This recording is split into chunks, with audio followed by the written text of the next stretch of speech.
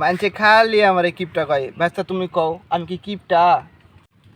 না, আপনি হার কিপটা। ভাস্তা এই হারকিপটার নামটা কেমনটা দেখায় তুমি একটু কও তো।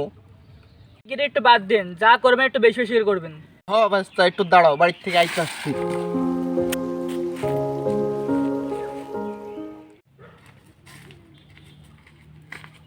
ভাস্তে কোথায় গেছিলেন?